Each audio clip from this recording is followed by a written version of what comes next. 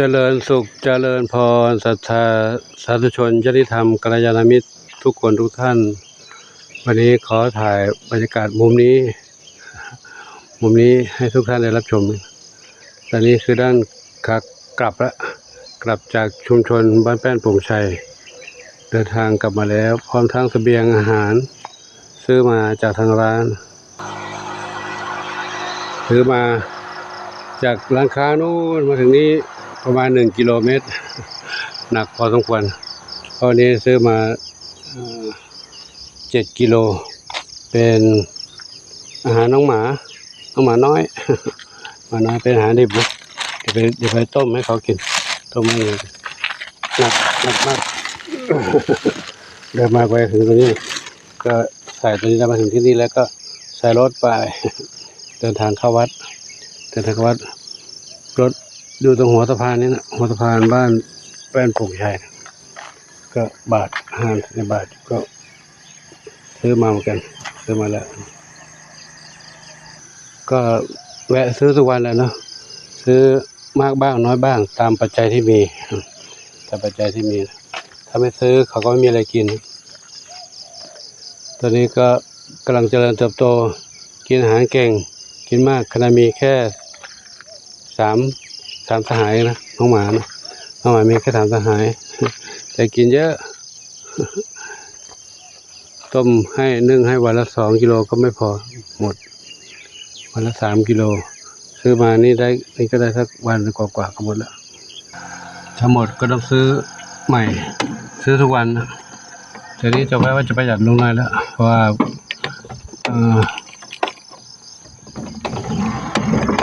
ซื้อมากไปปัจจัยแล้วก็ไม่พอถ้าไม่ซื้อเขาก็ไม่มีอะไรกินนะอันนี้ก็ทราบแล้วว่าที่ทุกคนเลี้ยงหมาเลี้ยงไม่ไหวเอาไปปล่อยป่าปล่อยตรงนั้นตรงนี้ปล่อยวัดบ้างปล่อยทิ้งในป่านะทิ้งข้างถนนบ้างเนื่องจากว่าหมาเขากินเก่งเลี้ยงไม่ไหวก็เลยไปทิ้งเอาหมาไปทิ้งผลสุดท้ายมาปล่อยที่วัดหลวงปู่ก็ต้องรับภาระดูแลเขากินตรงนี้นะเมื่อวานก็ไม่มีอะไรให้กินเหมือนกันก็ต้องเนี่ยหุงข้าวซื้อข้าวสารซื้อโครงไก่เนื้อไก่ส่วนเนื้อไก่นั้นก็กินทั้งเหนียวทั้งกินได้ทั้งเหนียวทั้งหมาน้อยนะกินด้วยกันนึ่งสุกแล้วก็คลุกข้าวก็กินเหนียวก็กินเก่งเหมือนกันเขาจะชอบกินอาหารแบบชาวบ้านเนี่ยข้าวโคกับไก่ต้มนี่ก็มานึกถึงว่าการเลี้ยงหมานั้นต้องมีพร้อมมีของกินให้เขาได้กินเขาได้อยู่และรักษาเรื่องโรคภัยต่างๆด้วยและต้องไม่ให้เขาไปกวนไปกัดคนอื่นด้วยนะก็ลำบากพอสมควรฉะนั้นเห็นผู้ที่เขาเลี้ยงแล้วเลี้ยงไม่ไหวก็ไปทิ้งปล่อยกันคือเขาไม่มีวิธีการทำหมันปล่อยเขาเกิดลูกออกลูกมาครั้งหนึ่งก็หลายตัวรอบหนึ่ง4 ตัวบ้าง5 ตัวบ้างแล้วแต่แม่หมาส่วนหลวงปู่มีแค่3 ตัวนี้ก็กินเยอะแล้วเนี่ยเดี๋ยวโตขึ้นมาอีกก็ไม่รู้จะกินมากแค่ไหนมั้ยต้องซื้อให้เขาทุกวันแล้วก็หลวงปู่ก็ไม่ค่อยมีรายได้ที่ไหนมาก็ต้องอาศัย FC ที่ส่งมาช่วยเหลือเรื่องอาหารการกินที่อยู่อาศัยก็ได้ FC นี่เนาะมาดูแลช่วยกันส่งอาหารมาให้ส่งปัจจัยมาให้ผู้ได้ซื้ออาหารแล้วก็กินทั้งข้าวทั้งน้ำทั้งของกินทุกยาเวชภัณฑ์ก็มีหลายคนหลายท่านเพราะว่าหลวงปู่รับมาเลี้ยงก็เป็นภาระหลวงปู่อีกหลวงปู่ก็ไม่มีกินเหมือนที่ไหนก็อยู่วัดในป่าในชนบทห่างไกลชุมชนถ้าเลี้ยงหมาเลี้ยงแมวเลี้ยงไก่เยอะจะอะไรให้เขากินเราก็จะลำบากเองถ้าเขาอด เขาอดเราก็ไม่สบายใจแต่จริงๆก็ไม่ได้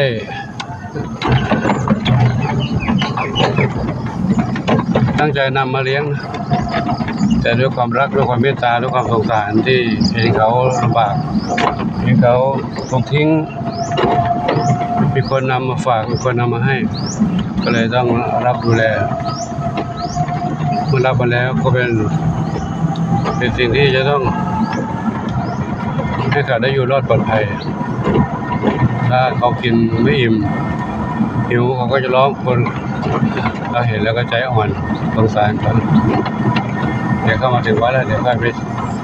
ดูน้องเหมียวน้องหมารออยู่ที่วัดกันน้องเหมียวน้องหมาน้องไก่เข้ามาถึงวัดแล้ว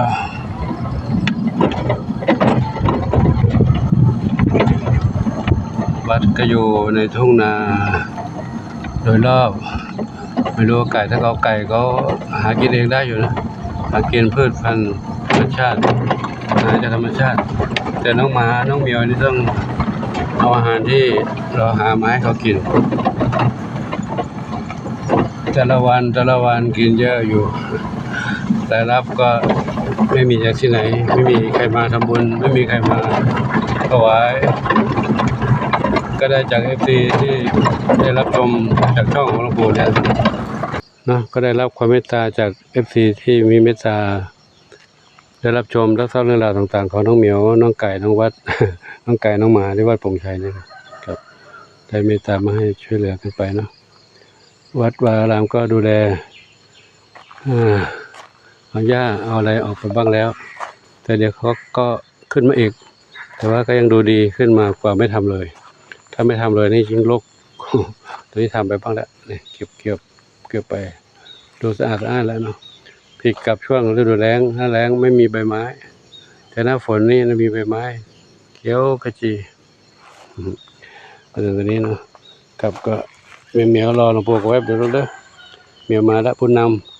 ำติดหลวงปู่มากเลยนะกลางคืนก็นอนอยู่ข้างๆกันนะข้างๆกันผู้นำมาแล้วนี้น้องอะไรตอนเช้าออกไปบิณฑบาตเอาอาหารเม็ดมาให้เขากินแล้วเขาก็จะได้ไม่ต้องรอจนหิวนี่น้องอะไรลูกเท้าอ่อนไม่ใช่ส้มอ่อนสีลูกสี่ครับเดี๋ยวถ่ายคลิปก่อนเนาะค่อยไปเตรียมอาหารให้น้องหมาเพราะนึ่งไม่ทันละน้องอะไรลูกท้องอ่อนน้องอะไรจามจุลีแล้วถ่ายแค่นอกนี้ก่อนเนาะเก็บดูน้องเหมียวในบ้านใหญ่ก่อนระเบียงอาหารเตรียมมาแล้วไว้ตอนนี้ก่อนไปอยู่ท้ายรถนี่เดี๋ยวไปดูน้องเหมียวในบ้านก่อนค่อยนี่ต้องใช้เวลาต้มอีกครึ่งชั่วโมงแล้วกว่าจะให้มันเย็นอีกแล้วพอได้กินรอบบ่ายแล้วนะเช้าเดี๋ยวเอาอาหารอะไรให้เขากินก่อนนี่น้องอะไรลูกน้องอะไรก่อนลูกน้องอะไรนุ่มรอดำขาวเข้ามาในบ้านเจอใครก่อนเลยนี่น้องอะไรนะกำลังตื่นเหรอน้องควันจิตใครนี่มีสุขบุญสมพี่ชายลูกส้มขาวใหญ่พรรษาสุพรรษาเฮงกินน้ำเหรอลูกกินอาหารหมดไหมเฮงเจดีนอนในบ้านนี่เหรอเจดีนอนในบ้านออกไม่ได้หรือออกไม่เป็นเหรอนี่ไงออกไง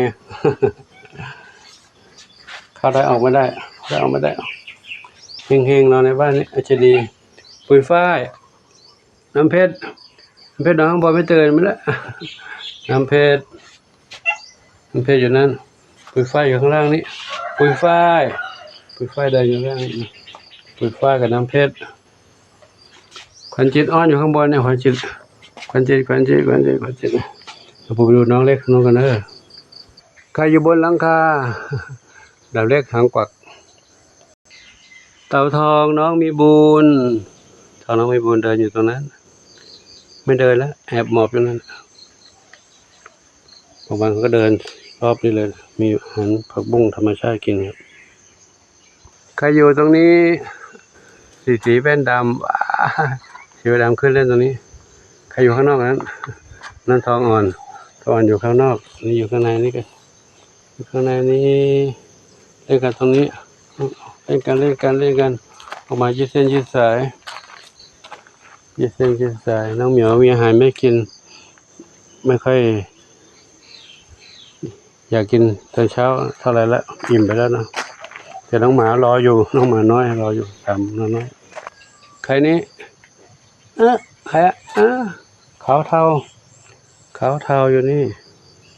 ทองเล็กเทาเล็กขวัญจิต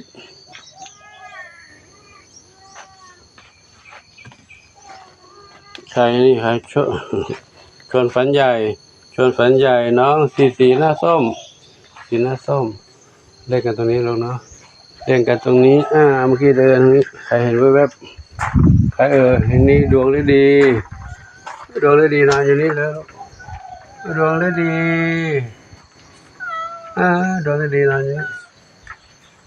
น้องกุมารน้องดอกไม้อะไรลูกมะลิกับพิกุลเนาะ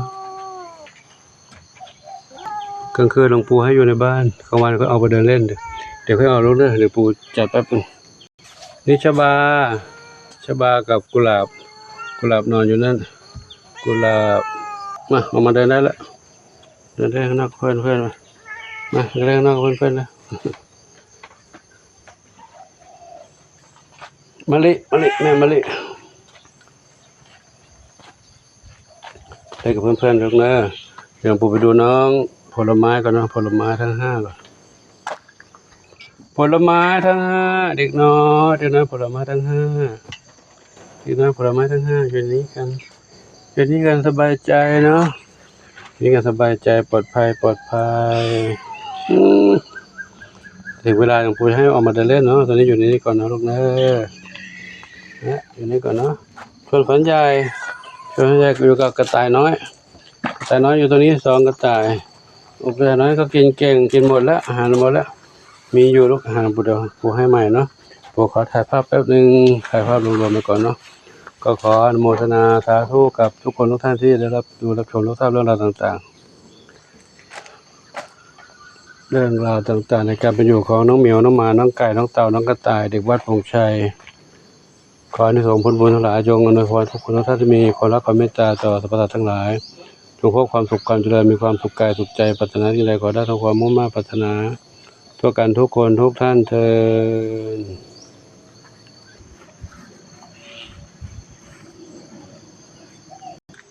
หมาน้อยว้ายหมาน้อยนอนอยู่นี่ก็เลยขอจบคลิปด้วยท้ายหมาน้อยดีกว่าเนาะหมาน้อยอยู่ตรงนี้กันนะว้าใครนอนอยู่นั้นขุดอุโมงค์ได้เหรอขุดอุโมงค์ตรงนั้นเหรอหมาน้อยขุดอุโมงค์ได้ขุดอุโมงค์นู้นก็ขุดอุโมงค์ทางนู้นขุดอุโมงค์ทางนี้จะนอนในอุโมงค์เหมือนน้องกระต่ายเหรอเดี๋ยวรอกันเด้อปู่ต้มอาหารให้กินลูกนะต้มให้กินนะลูกนะตอนนี้ยังกินอาหารเปียกน้องหมาที่FCส่งให้ก่อนเนาะว่าหิวกันแล้วเดี๋ยวคลุกข้าวให้กินลูกนะคลุกข้าวอยู่นิดนึงถ้ารอต้มไก่ต้มเนื้อจะนานเนาะ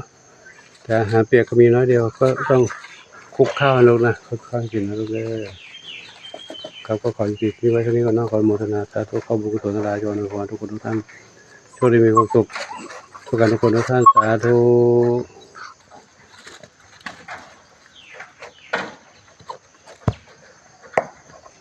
ต้องรอกันแล้วนะปู่ก็ซื้อมาแล้วล่ะแต่ว่าต้องจัดสรรแบ่งปัน